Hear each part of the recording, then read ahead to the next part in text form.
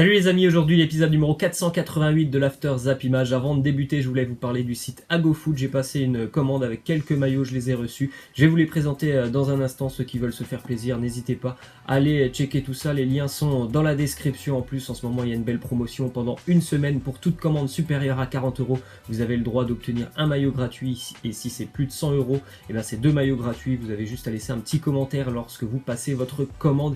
Et pour ceux qui peut-être voudraient commander sur le site, n'hésitez pas à utiliser mon coupon, il est dans la description, le coupon ROB, il vous permet d'obtenir 15% de réduction. Je vais vous présenter très rapidement les maillots que j'ai commandés, maillot de Manchester City, je crois que c'est le maillot extérieur, assez sympa, le design sur les manches notamment du côté de City avec derrière Gabriel Jesus, numéro 9, survêtement le haut de l'Olympique de Marseille, je sais pas si vous vous rendez compte mais c'est un survêtement bleu un petit peu brillant, donc il est assez sympa aussi. Puis pour terminer, le maillot d'Arsenal, je crois que c'est le maillot extérieur pour les Gunners avec Nicolas Pepe derrière, donc n'hésitez pas, les liens sont dans la description. Ensuite les amis, on va débuter avec les résultats de Ligue 1. Il y avait encore deux matchs hier à 19h. Lille s'est imposé assez largement face à Saint-Etienne 3-0, et puis à 21h l'Olympique de Marseille est allé s'imposer du côté de Nice 2-1. Première victoire d'ailleurs de la saison pour l'OM, ce qui fait qu'en Ligue 1 maintenant il y a simplement que deux équipes qui n'ont toujours pas perdu, deux équipes bretonnes. Le Stade Brestois et le Stade Rennais sont toujours invaincus dans ce championnat de Ligue 1. Rappelle que les dernières saisons, il y avait souvent une équipe qui était invaincue pendant de très longues semaines, c'était le Paris Saint-Germain. Le PSG a déjà connu la défaite cette saison. On peut jeter un petit coup d'œil aux unes du quotidien, l'équipe qui a fait 3 unes pour aujourd'hui avec trois événements importants de la journée. Le décollage réussi pour l'Olympique de Marseille, c'est vrai que l'OM a été convaincant hier du côté de Nice. Dembélé et le facteur X, ça on en reparlera un petit peu plus tard, et aussi la dernière marche pour le Racing Club de Strasbourg, puisque le RCSA se déplace ce soir du côté de Francfort pour jouer tout simplement sa qualification en phase de groupe d'Europa League. Ensuite on continue justement avec une déclaration de Thierry Laurey, l'entraîneur strasbourgeois, qui nous dit: est-ce que c'est un rêve? Je ne sais pas. En tout cas, c'est un objectif, oui, même si on a gagné 1-0 à l'aller, l'Eintracht reste le favori, je suis d'accord avec lui, malgré cette victoire. Francfort à domicile est largement favori face à Strasbourg, mais on a vu que voilà, la semaine dernière, ils étaient prenables, ces Allemands, et je pense que ce soir, il y aura encore un petit peu des espaces pour les Strasbourgeois, donc il faudra certainement absolument marquer un but ce soir du côté de Francfort. Ensuite du côté de Nice, hier on a eu le droit encore une fois une nouvelle interruption du match suite à des banderoles qui étaient dépliées du côté de la brigade sud populaire de Nice, avec notamment cette banderole que vous pouvez voir: bienvenue au groupe Ineos. C'est le groupe qui a racheté l'OGC Nice, et avec aussi dans cette banderole: à Nice aussi on aime la pédale, en référence aux propos homophobes qu'on peut entendre depuis quelques semaines, même si ça a un double sens.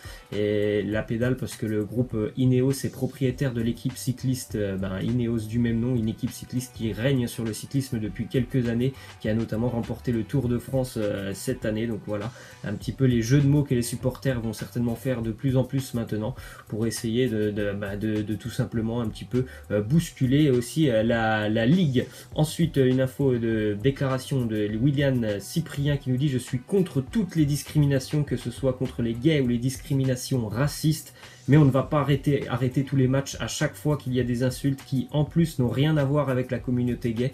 C'est à peu près ce que je viens de dire, finalement ces insultes, c'est les supporters qui essayent de faire des jeux de mots pour jouer tout simplement avec la ligue, parce qu'en gros ce qui oppose la ligue et les supporters, c'est tout simplement le traitement des ultras. Ensuite du côté de Nice, hier en tribune il y avait deux joueurs qui étaient présents, deux futurs recrues, on en a parlé hier, Casper Dolberg et Alexis Claude Maurice étaient bel et bien présents au stade pour voir l'OGC Nice être battu par l'Olympique de Marseille 2-1.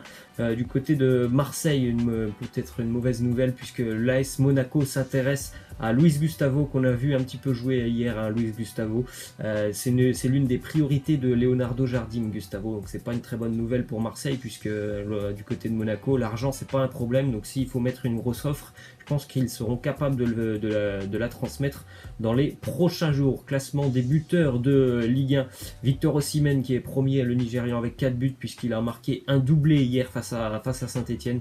On a du Depay et Dembélé ensuite avec 3 buts, et aussi Habib Diallo, le Messin.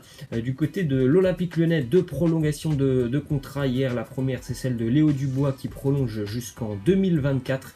Et enfin, le dénouement de ce feuilleton qui dure depuis maintenant quelques mois. Le gardien Anthony Lopez qui lui aussi prolonge avec l'Olympique Lyonnais jusqu'en 2023. Donc mauvaise nouvelle déjà pour Tatarou Sanou qui lui voulait certainement être numéro 1 du côté de Lyon. Ça ne sera pas pour cette année. Lopez a enfin prolongé. Ça fait 4 mois du côté de Lyon qu'on attend cette prolongation.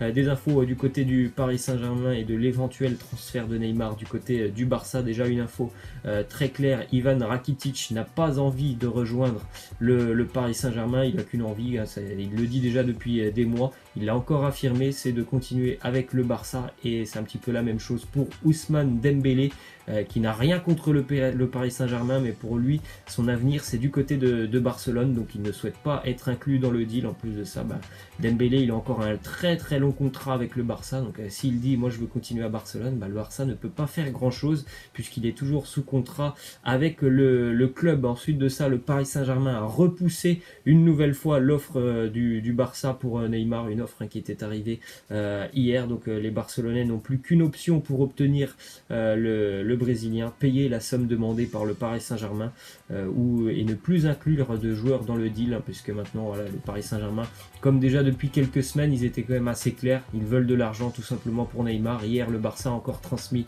une offre avec, je crois que c'était 120 millions d'euros plus Dembélé. Visiblement, ça n'a pas suffi pour convaincre les Parisiens.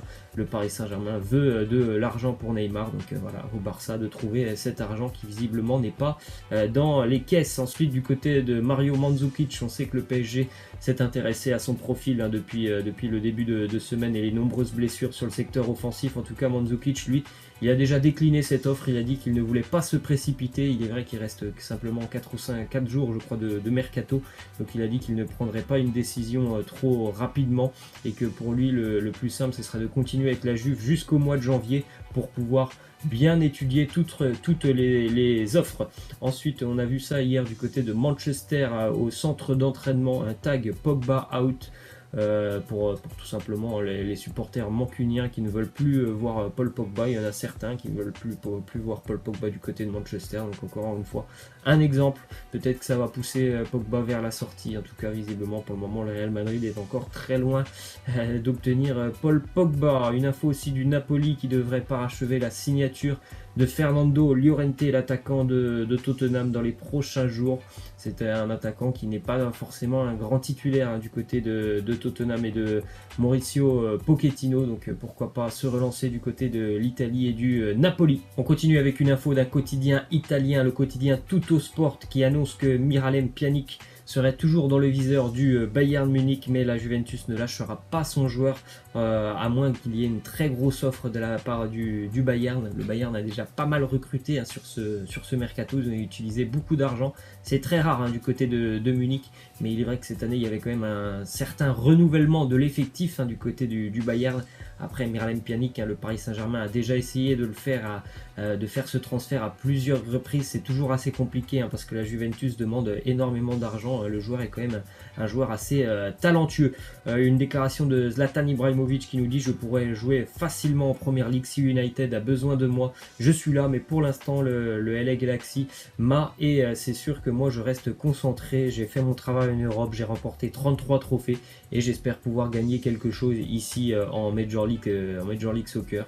Peut-être qu'il aurait encore le niveau pour pourquoi pas jouer en Première Ligue, mais je pense pas que du côté de Manchester United on ait spécialement envie de voir revenir Zlatan Ibrahimovic. Ensuite, une info qui concerne Bolton, le club a été sauvé.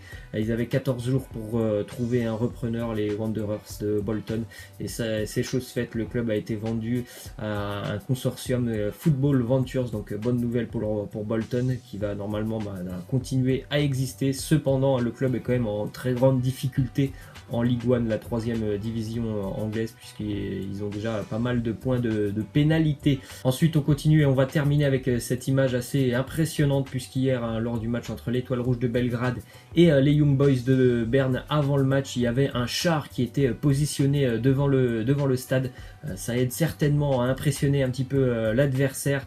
Et puis après le match, lorsque l'Étoile Rouge s'est qualifiée, ben, tout simplement les supporters serbes ont paradé dans les rues de Belgrade en utilisant le char. Hein. C'est assez folklorique le football du côté de la Serbie. En tout cas, l'Étoile Rouge est encore une fois qualifiée pour la phase de groupe de la Ligue des Champions. Il y aura certainement une très belle ambiance comme d'habitude à Belgrade. Tirage au sort de la Ligue des Champions, c'est pour aujourd'hui. Il y aura certainement d'ailleurs une vidéo sur la chaîne de mon frère BizBiz, donc n'hésitez pas, si ça vous intéresse, à regarder tout ça. On en saura un petit peu plus donc sur les groupes, notamment pour les 3 équipes françaises engagées en Ligue des Champions. Voilà, moi je vous laisse et je vous dis à la prochaine. Ciao.